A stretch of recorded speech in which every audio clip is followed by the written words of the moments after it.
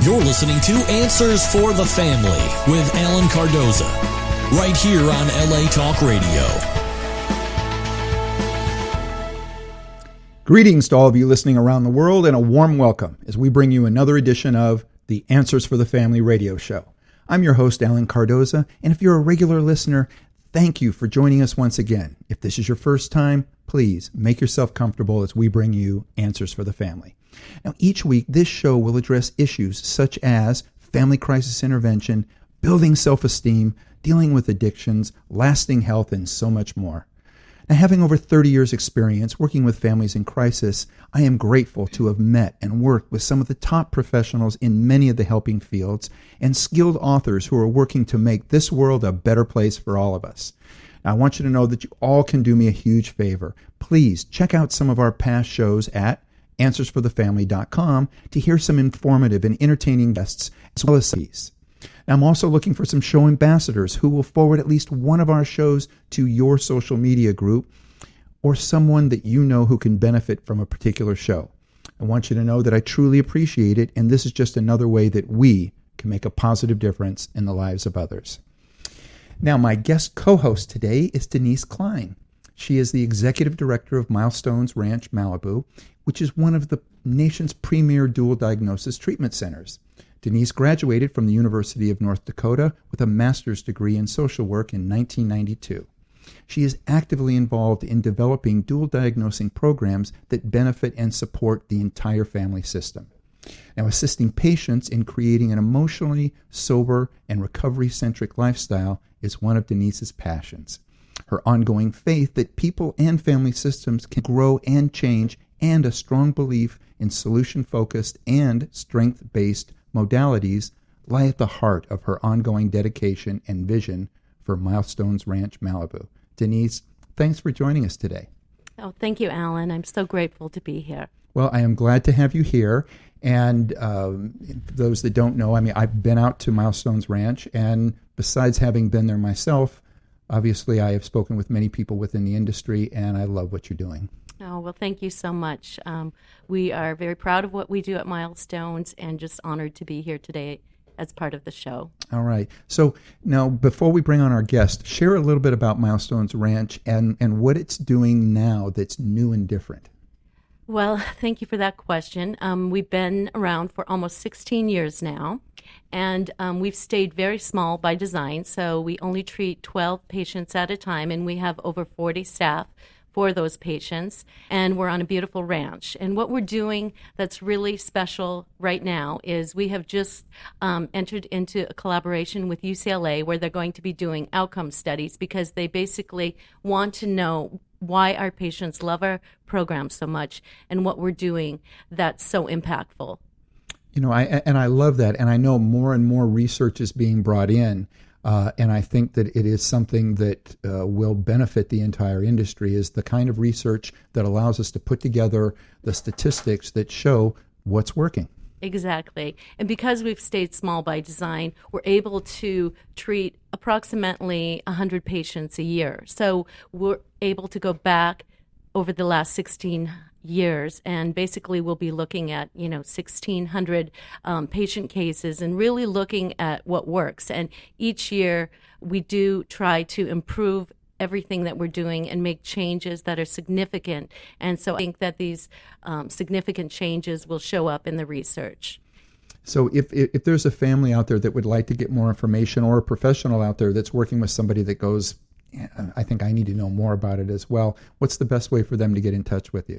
Absolutely. Look up www.milestonesranchmalibu.com. And we have a website filled with information and education in regard to what we're doing to help people and families. Perfect. And they can get a hold of you that way as well? Absolutely. All right. So let's go a little bit into our topic, and I love the fact that you and I spoke about it, and there's so much synergy in regards to what you're doing as well as what our guest is, which I think is great. So, and for those out there that are watching or listening, so our topic today, which is also the title of our guest's new book, is The Body Awareness Workbook for Trauma. Release trauma from your body, find emotional balance, and connect with your inner wisdom. Our guest, Julie Brown Yau, PhD, is a psychologist with more than 30 years' experience in somatic and spiritual traditions. Her unique approach blends clinical experience, psychology, physical and subtle body energies, and spiritual perspectives in discussing and healing trauma. Julie is the Director of Education and Program Development at Compassionate Care ALS, where she incorporates her knowledge of somatic depth psychology, grief counseling, and contemplative illness and death. Julie is an author, speaker, and has a private practice in Laguna Beach, California.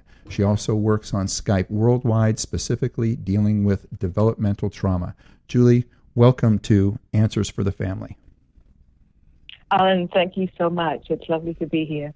Well, it's been my pleasure to learn a lot more about what it is that you're doing through the book and through just gaining more information that's out there in regards to you and how much trauma that we're really seeing out there now. So, but before we go into the book, tell us a little bit about your background in both, psychological, somatic, and spiritual practices.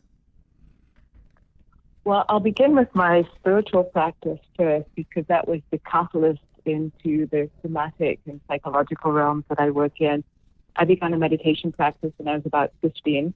My father was an Aikido master, and before we practiced, we would sit down and do some meditation. When I was 18 or 19, just a difficult time in life, and I wasn't sure where to go, really what I wanted to do. And I remembered this meditation practice, and so I began to sit again just on my own. And that really opened up a lot of spiritual avenues for me, I would say. But I got very interested in the body because I would feel a lot of energies in the body, and it gave me an introduction to subtle energies. But it also got me very curious about the mind and how psychology works. So then I began to go to school and learn more about psychology, eventually getting a PhD. But my passion was really about the body, and that's why I got into trauma, really realizing that without the inclusion of the body, something was deeply missing. So, at what point did you decide that that you should write a book on the subject? Well, I've been thinking about it for quite a few years. There's a number of books out there on trauma, but there wasn't really a book that was giving individuals information in layman's terms. There's a lot of books out there that maybe are written for therapists. And what I wanted to do is to give people a little bit more information on what trauma is, because it's such a broad and vast area of knowledge and understanding. So I wanted to just offer a little bit more and give some exercises and some tools for people to be able to work with if they weren't able to get to a therapist for one reason or another. One of the things that I liked most about the book was that it focuses on a lot of things that many others don't, but especially that there are exercises that focus on breathing, gratitude, and compassion. And I thought that was so huge, and especially the breathing part, because I hadn't seen that before, and I'm somebody who has actually followed Wim Hof and his breathing methods. And I just think that's so positive that by putting all of those things together, that we're sort of putting people in the right frame of mind to be able to deal with whatever they're going through, be it trauma or anything else. What was your thoughts as you decided to put all of this together? Well, I wanted to bring in as many exercises as I could possibly in the book without overwhelming people, that we could either work through the book one by one, or people could go through the book and find out where they are in the moment and then find an exercise that would help them. So if they're feeling a little shut down, as you mentioned, the breath exercises, there's some exercises in there working with the breath to help invigorate or energize the system a little bit, which can help people come out of this more shut down state. And then there's exercises if people are feeling more aroused, There's a lot of exercises that can help calm them. And then, of course, the exercises that you mentioned on compassion. I also put gratitude and loving kindness in there. They've been shown scientifically when we do these practices that you can shift your brain state. So if people are feeling overwhelmed or really upset, they can sit down and do these really simple practices and to bring themselves back into balance or closer to a sense of balance. Dr. Yau, have you found any particular compassion exercise to be more deeply impactful? No, it depends where people are. It's always individual. But I love to start people with the visualizations on compassion. And some people don't have a great visual screen, so you can just use any sense that you have, a feeling tone, an emotional tone, visual, imagining you can hear, and really imagining a compassionate being that you can resonate. And I talk about this in the book. You imagine connecting with this compassionate being, which will help to cultivate that compassion, that quality of compassion within yourself. But some of the other exercises on compassion are just repeating small phrases, which help develop compassion. The same in loving kindness, drawn from the Buddhist tradition. We repeat 3 short phrases over and over again while resting in the heart center. Again, it just helps to bring a person back to a state of calmness, back to their heart, back to a more positive emotional state. I love this. It sounds like you're really integrating the learning style of the particular patient as well. That's one thing that we've found to be so important at Milestones is always to keep in mind that people experience things differently, whether it's kinesthetically or auditorily or visually. And I look forward to getting a copy of the workbook for our patients as well. I'm very excited about what you're doing. Great. Thank you so much. Yes, everybody's different in their capacities of experience, and so in the book, I wanted to include that. And I'm always looking for an organic process of healing as opposed to doing something step by step. And that's why I say the book is intended for people to look through, and then they can go to it anytime they feel that they need some kind of assistance or help to work with what's happening for them in the moment. So, Julie, no, what I was going to say is obviously when you're working with a patient, you're not only dealing with the patient, but you're dealing with essentially the whole family, or the people that they're having to deal with, as well as in some cases, if they have other professionals that they've worked with. So how do you bring together and get all of them sort of on board with the scientific, the psychological, and the spiritual perspectives of trauma and the symptoms, as far as to get not only it to work together, but to get all of them to see how you bring these things together? That's a great question. Typically, the way that I work, I usually just work with an individual. But because of the family dynamic, when the individual changes, the dynamic within the family is going to change. So I don't work with each individual, but the individual that I work with will always come back and tell me how the relationship, either with their spouse or with their children or with their parents, is beginning to change.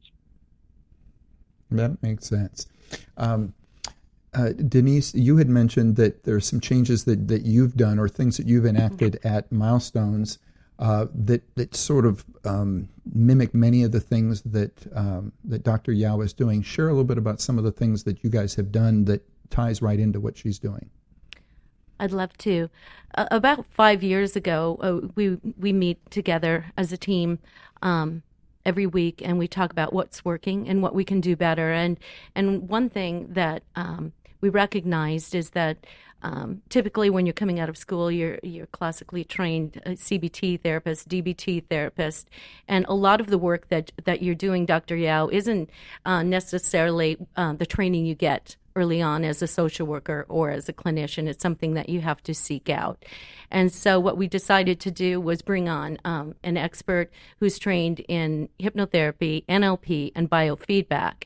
And so what's happening at Milestones, and that's why we're doing the outcome studies with UCLA, is we found that once we integrated these modalities into the client's programming, not only were they, raving about it, but we were actually able to see our success rates go up significantly because people were able to get to the lack, loss, and limitation thoughts that you wouldn't be able to necessarily get to as a cognitive behaviorally trained therapist. And so what Joe Tabanella does is when the patient comes in, he's able to find out what that lack, loss, and limitation thought is, and through skin conductance, actually measure the amount of anxiety you have with that limiting belief system. And through constant exposure therapy, through the biofeedback 2 to 3 times a week, the client is able to get the skin conductance measured to see that, okay, my anxiety was at an 8 when I thought of dad leaving and slamming the door, but I didn't remember that he came in the back door. And so the body knows the score, right? That's right. Stuck in the system.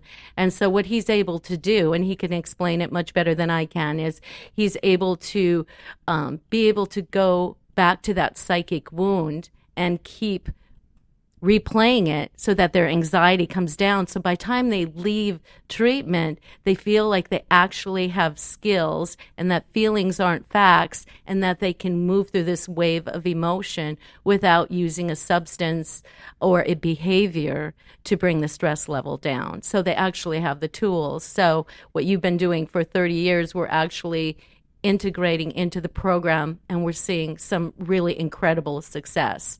And so that's what. Oh, that's fantastic. Yeah, we're really hopeful to share this information and, through our colleagues, get this out to the community so that more rehabs do integrate these modalities because that's what people are looking for. They really need skills to get through the limiting belief systems that are trapped from 0 to 10. Oh, absolutely. And I also loved what you said about helping people move through the waves of emotion. I mean, that's one of the keys in healing trauma is to be able to feel our emotions. It's part of our human experience. But so often in the face of trauma, the emotion feels like it's too much. So it gets split off or shut down. And, unfortunately, it doesn't just go away. Those emotions are probably underneath our conscious awareness, but they're still affecting us negatively. And we know with all the research now, it can negatively affect our health. There's been a lot of diseases that have been traced back to early trauma. So yes, helping people be able to feel the emotion in their body, where they don't become overwhelmed, so it can liberate, if you will, through them. So an emotion comes, we can stay with it, stays however long it needs to, and then it's gone. And that allows us to stay much more present with our life and not limit ourselves to the experiences we're going to have, because so often we become afraid of experiences because of what we may feel that feels too much. That makes perfect sense. Now, in the book, you say that the book is not a substitute for therapy, which I would agree in most any situation like this. How do you suggest readers use the book to their best, to their highest level of growth? Again, it's going to be individual, but there's many exercises in the book that if people aren't suffering from extreme trauma symptoms, they can do. Like there's some letter writing suggested in the back of the book where people write a letter to their body or write a letter to their soul. And that's just a wonderful way to get more in touch with your body if that's something that you're looking for. It's a book that you could work with a friend or a partner or a small group. And you could also work with this book with a therapist if your therapist isn't so body-oriented. A lot of people like to work with themselves at home so they feel they're a little bit more empowered with the work that they can do. And the book definitely offers this to them. Right. And, we have an instant message that came in. And again, I want to thank those that take the time to send in a message. I know we have many people, specifically we have a lot of teachers that tell us that they listen to the show, but they listen afterward. So they'll listen, tonight, either through iTunes or Stitcher or iHeartRadio or whichever network that they listen to. And then they'll send in a question, sometimes the night before, sometimes in the early morning. And again, I want everybody to know how much we appreciate it. Keep those coming in. This one reads, personally, I love workbooks. My shelf is full of self-help books that 90% are just overviews and not necessarily actionable things a person can actually do. I was hoping you might share a bit more on the specific exercises you recommend. And this is from Joyce in Utah. Well, I can't recommend any exercises personally to you because I don't know your experience. But there's such a variety of exercises in there. There's visualization techniques, there's meditation techniques, as we said earlier, there's breathing techniques. But I also, after each exercise, I also encourage people to reflect and to become very curious. Curiosity is a really key term that we use in healing trauma because it's that sense of curiosity that allows the prefrontal cortex to stay online, so it helps prevent us going into overwhelm when we're doing some inner exploration. There's just such a variety. I can only suggest to go out maybe and have a look at the workbook and see for yourself. Julie, I think there's a way that we can maybe address it a little bit and do something else that I like to do, which is always ask the guest for one of their favorite success stories. So if you could tell us one of your favorite success stories, then you're going to be able to share with us a little bit about a particular condition and then which exercises worked best for them. I think we can cover two things at once. Does that work for you? Okay, let me see what I can pull up here from my mind. One of my favorite stories was a gentleman that I worked with in his 70s, and he'd had very, very profound early trauma as an infant. He suffered from tremendous neglect, and he didn't get around to working on his trauma until he's 70. So even though he had this very successful or seemingly outwardly successful life, inside there was a lot of disconnection, a lot of internal pain, a lot of suffering. And we began with a visualization technique of a compassionate being from a spiritual tradition that he was in that just came spontaneously to his mind as we were talking. So then we launched into this exercise, and it really got him connected a little bit more to his heart. That opened something up, and then we went into some much deeper and more blunt healing techniques and ways of being for him to get through that such severe neglect. Let me think what else. Other people I have worked with who, again, some highly functioning people I work with, but who have really been out of touch with their emotions. And often something like anger is a very frightening emotion for people to get in touch with.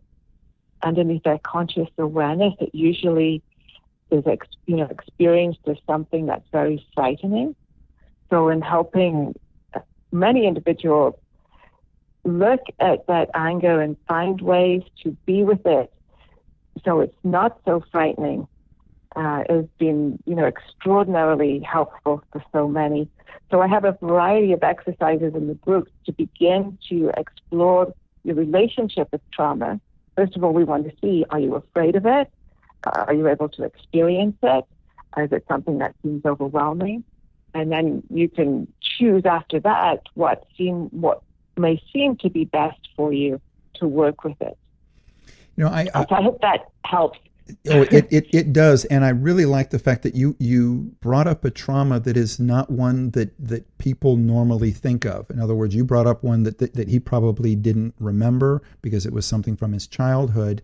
And I think sometimes people forget that those can be incredibly serious traumas that they're not even aware of. But let's now touch on the other side of that, and what happens, when a great impact creates the trauma, such as a car accident or another type of serious accident creates the kind of trauma that most people initially think of. Share a little bit about what happens to us when those things occur. There's a number of things that occur. First, in that initial impact, the traumatic impact, it feels too much, too quick, very overwhelming for the body to be able to assimilate what just happened. So we overwhelm the capacity to cope, or for the body to self-regulate. So the autonomic nervous system gets very overwhelmed. Maybe we get flooded with emotions that feel too much. And then we may begin to go into what's called a shutdown process, or a process of dissociation, where we disconnect from the body and we disconnect from the emotions, because we simply just feel far too much. And oftentimes there's this very high arousal charge that's in the body, that's an energy that would help us to fight our way to safety or run to safety. But oftentimes we can't utilize that energy, so it remains stuck in our system to a degree. And that can create all kinds of symptoms, later on in life. It can be a few days later, it can be a few months, it can even be a few years later. So one of the tricky things about trauma, once symptoms begin to happen, it's not always obvious what the cause is. So I've worked with people who've had a car accident, for instance, who, didn't have symptoms for months later.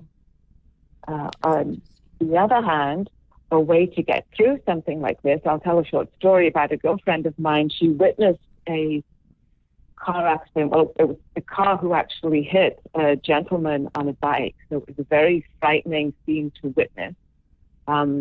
Fortunately, the gentleman on the bike wasn't hit too badly, but he was lying on the sidewalk after being hit by the car. My girlfriend witnessed it. She went over there. Obviously, a very, very frightening scene. There was some blood, and it was very, very traumatic for her, as well as obviously the people involved. She called me later on and she said, Julie, I just feel numb. I feel frozen. I can't think properly. I feel confused. And this is often what happens after we have a shock. So it doesn't have to be a big impact, but the event itself has an impact on us. And so I just began to speak to her in a soothing voice and just asked her what she was noticing, and told her to do some long exhales, because I could feel she was holding her breath. And just by this nature of listening to my voice and connecting with me, she began to feel safe. So whenever there's a shock trauma, one of the first defenses we have to get to safety, if you will, would be to look for another, to try and connect to another, right? To look into another's eyes or hear another's voice, for us to begin to feel safe, right? So that trauma doesn't get embedded in our system. If we can't do that, that's when we may want to call for help, or then we may want to run to safety or fight our way to safety. If that doesn't happen, if our body is experiencing that we can't do up any of those things, then we might go into this shutdown state. So my girlfriend was able to connect with me, and through that connection, she was able to calm. Her body began to shake, and then her breath became deeper and more spontaneous. And then she felt herself calming down, and her normal sense of mind came back online, if you will.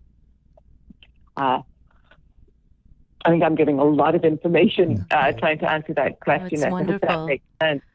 I've got another tough question for you, but I would love to hear your thoughts on what does parental and grandparent trauma have to do with all of this? Do you think that there's any impact? Oh, absolutely. So there's been so much research done over the last, quite a number of years about intergenerational trauma. So we know that it gets passed from one generation to the next.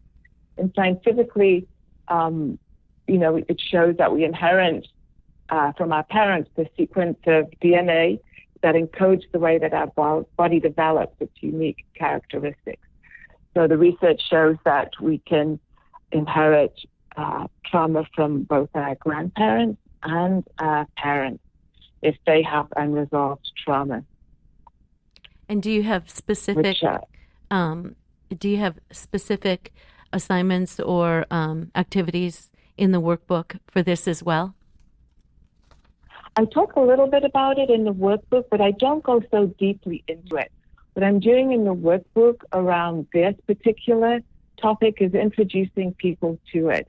And there's a chart where people can map out maybe any traumas that they may be aware of that their, parents or grandparents went through. Because often we have something recurring in our life that makes no sense. That, we may, have language that makes no sense. And when we start looking at our parents' and grandparents' history, it begins to make a little bit more sense. And we recognize, oh, maybe this actually wasn't my trauma. Maybe this is coming from my parents. But there's another kind of intergenerational trauma that may be more pertinent to families who are listening. And this is the trauma that can be passed into us or transmitted into us through the gaze of a parent or a primary caregiver into the infant or child. So let's say, for instance, we have a parent who has unresolved trauma and they feel very depressed. And that may be a way of being that they just carry in the world. Well, if the mother or father is looking at the infant with eyes that are depressed, they're transmitting a certain something into that child. And, depressed eyes, or we could say angry eyes, or eyes that look very dissociated, feel quite threatening for an infant or a child. And so a child's body will then perceive some form of threat and begin to react to that threat in some level.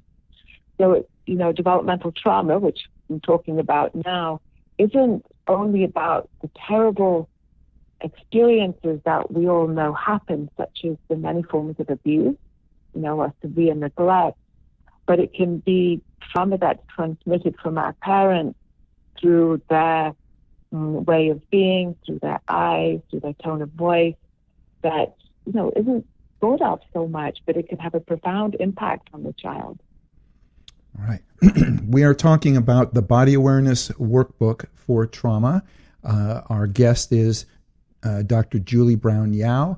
With me is also as guest co-host is Denise Klein. We're going to be right back. You're listening to Answers for the Family.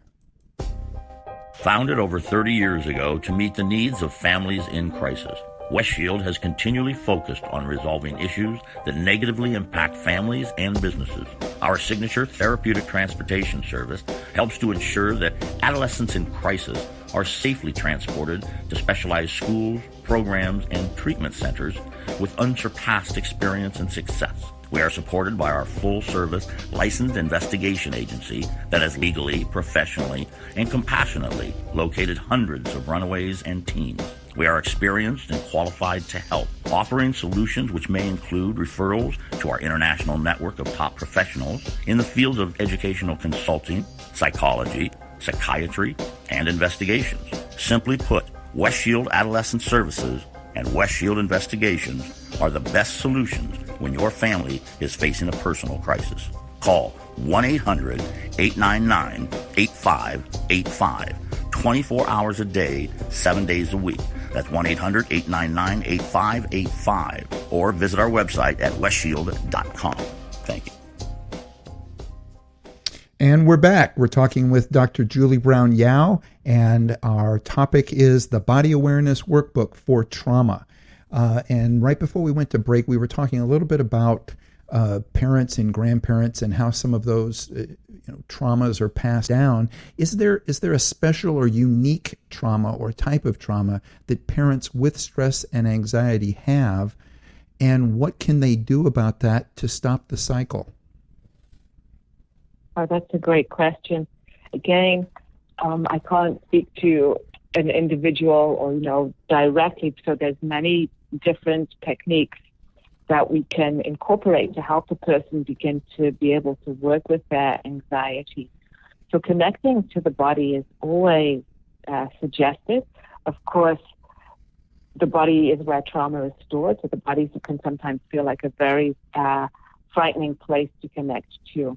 So in the beginning of the workbook, I always suggest to begin to cultivate a sense of safety in the body. And there's various ways we can do that. You may have another person that feels very safe to you. You may feel very safe in nature. And so you try and cultivate these experiences or look in your life where you have an experience where you may feel safe and begin to anchor that as a feeling, as a felt sense or a feeling tone in your body. And that begins to connect you to your body in a way that feels bearable, that is okay. And then once you can feel a little bit more connected to your body, then you can begin to feel a little bit more of those energies that anxiety begins to produce, or the feelings that anxiety begins to produce. So we don't want to disconnect more. We want to be able to feel more over time.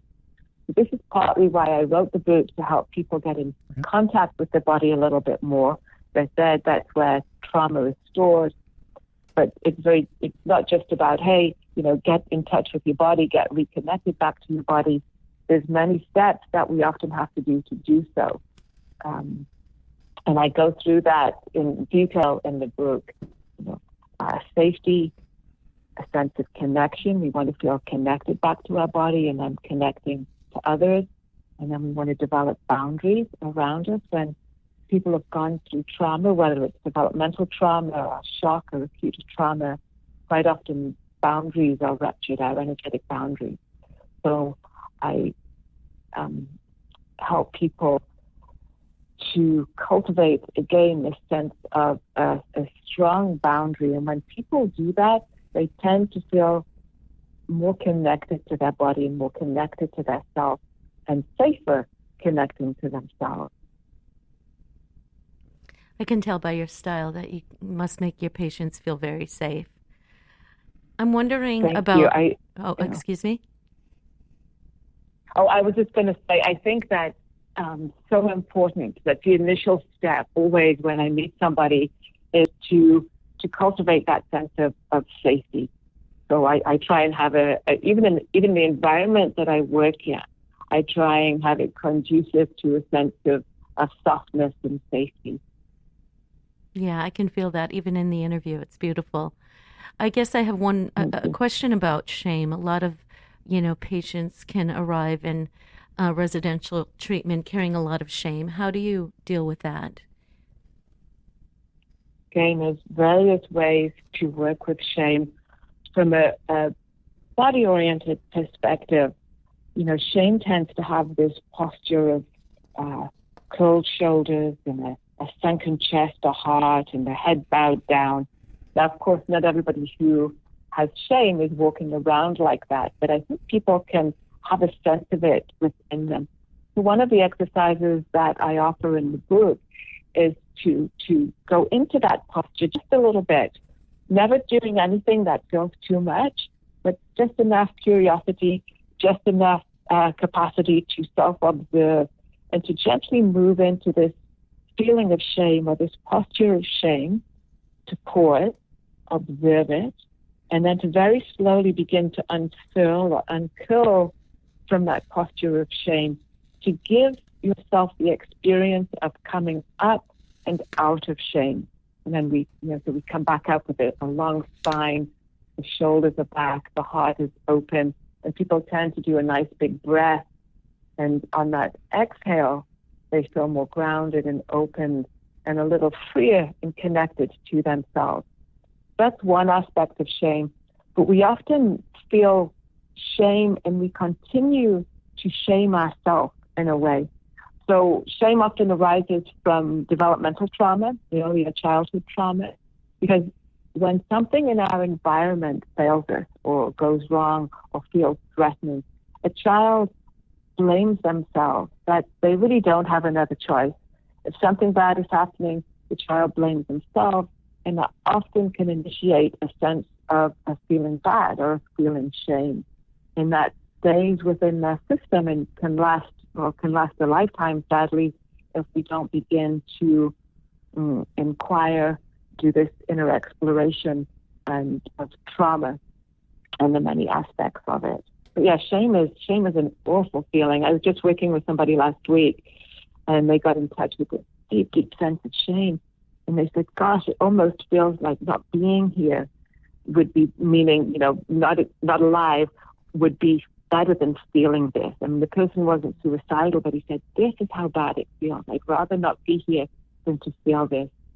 And that's why it's often, good, suggested to be working with another person when we're touching into these really deep-rooted experiences that feel so awful. So you can feel connected with another, which helps us to feel a bit more safe, to be able to explore, some of the worst feelings that can arise from trauma. Yeah, I couldn't agree more.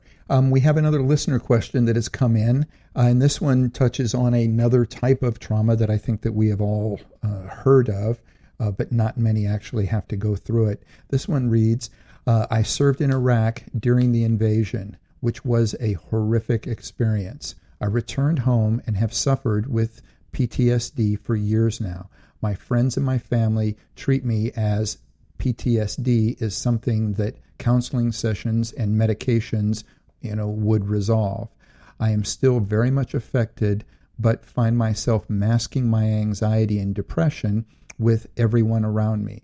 I read the reviews. I read the reviews of your book on the Answers website and on Amazon, and it feels like something that might be helpful to me. Can you talk about any others you may have worked with similar conditions and how your work has helped them? And this is from Thomas in Alabama. Yeah, thank you so much, Thomas. And I really feel for your experience. That can be so very lonely, I'm sure, and to have to mask what's going on with you from others can feel very isolating too. So I'm so sorry to hear that. I've worked with individuals who served in Iraq with some, wonderful results for them. Again, it's finding ways in which we can cultivate. I'm going to go back to compassion, self-compassion, if possible. Compassion is so key in healing trauma. Finding other people, connecting other people who have some sense of understanding of what you may have been going through. I think it's really important to have people around you, even if it's just one other person, that can empathize or have compassion for you and understanding. And so there's some simple exercises in the book that go through compassion and loving kindness. So you have that connection to yourself, which can give you a little bit more strength as you begin this journey of healing, because it's quite a courageous journey. And, one of the things about trauma that I always tell people, which they may not want to hear, but I think it's important, is when we heal trauma, initially it's not always about feeling better. It's about feeling more. And then eventually we'll feel better. But as you say, there's depression and anxiety that you're unable to really stay with right now. So what's important in healing trauma is to develop the capacity to be able to feel a little bit of this anxiety so it can move out of you. And depression is quite often the deep pressing down of emotions that are just far too overwhelming to feel. So it's slowly over time building the capacity to be able to feel those emotions a little bit at a time, so we never get overwhelmed. And there's a lot of exercises in the book that would help you to do that. But I also suggest in a scenario like yours is to find another to work with as well. And if you can't get to a therapist for one reason or another, maybe a colleague or a friend, or maybe there's a community center nearby that can help veterans. But to really work with another to some degree. And then if you can't, just check out the book, check out some of the exercises, do what you can. And we're not looking for great big leaps of healing all at once.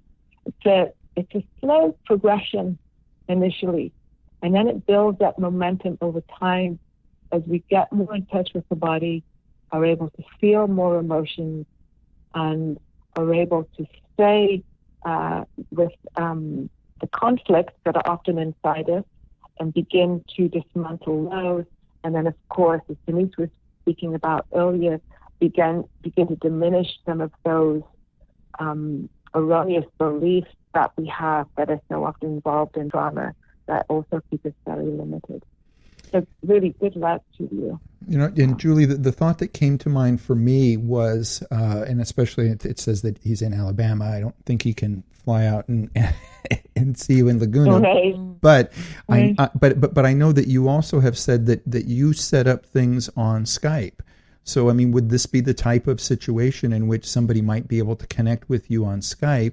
And then, and maybe it evolves into a, maybe there's a group therapy session for other veterans, and I can envision all of them sort of sitting around with your book, maybe going through exercises in a group session that somebody is running in other locations, but them still being able to connect with you through Skype. Does that sound like something you've either done or maybe something that should be being done? I think more and more of that should be being done. Of course, I think our veterans need as much support as possible. But yes, I do work on Skype worldwide. So the option is to go to my website and you can write to me from there. I also offer webinars, which in this particular scenario could be helpful. At the very least, you get some more education about trauma and ways to heal and can ask questions.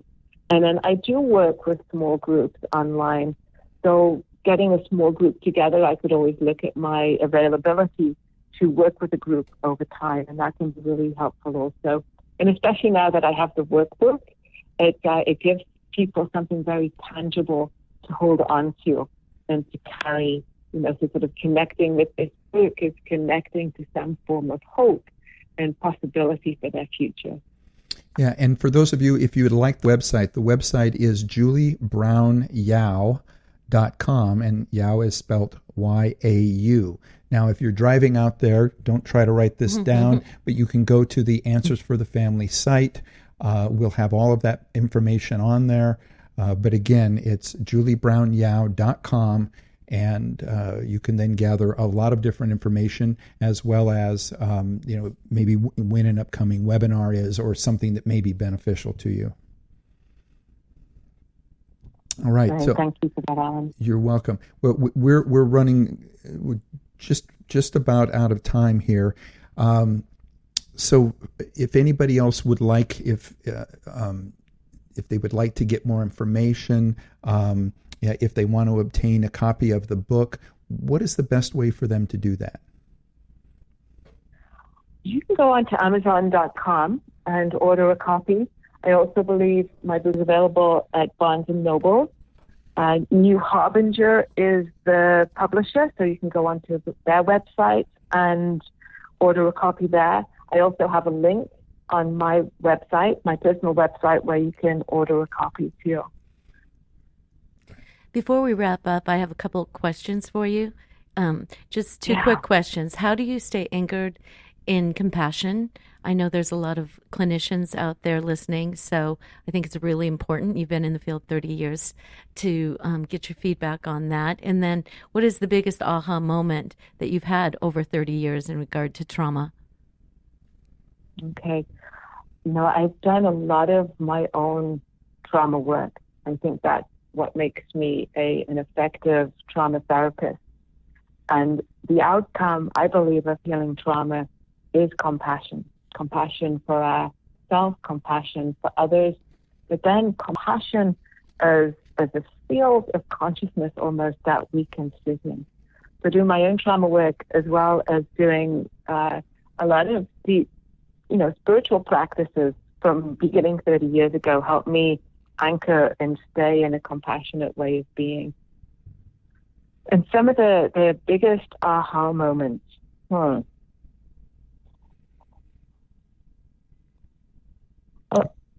nothing's coming to mind for myself right now. But I'll I'll tell you. some of the biggest. No, I'm just going to say the biggest. Go ahead. Sorry, Alan. Go ahead. No. Go ahead. If you have one, go ahead. Well, I was just going to say for my patients, what often happens is they'll go, oh my gosh, like they have a moment of, it's not necessarily a aha, but more of a moment of awe. Like quite often people will say, I'm kind of in a state of awe that I've been living my life with all of this trauma below my conscious awareness and had no idea. And now that I'm aware of it and healing it, I'm so in awe of how limited my life is being. So even though it doesn't sound like a positive experience, it is, because they see now from their life right now going forward how much more expansive their life is going to be or has already become. Well, Julie, I just want to acknowledge you and thank you so much for taking the time to come on the show, for putting together the book, and for being out there and helping people through sometimes a very, very dark time. So thank you very much. Oh, thank you so much for inviting me, and thank you so much for sharing about my new group. All right. And Denise, thank you for coming on. I really appreciate you coming on as my guest co-host. Oh, I'm honored. Thank you, Alan. All right. And for everybody out there, please put us on your calendar to tune in next Monday when we will be joined by Kathy Burns to discuss her new book called Shelp, Finding Healing on Horseback in the Lower 48. And please visit our archives of past interviews at answersforthefamily.com, or you can subscribe to our show through iTunes, Stitcher, YouTube, and now through iHeartRadio. If you like what you hear, please leave a review. It will help us reach more people, and we greatly appreciate it. Next time you're on Facebook or Twitter, please remember to stop by our page, check out some of our latest posts. If you like them, please like us. For everybody out there, be good human beings, and be with us again next week on Answers for the Family.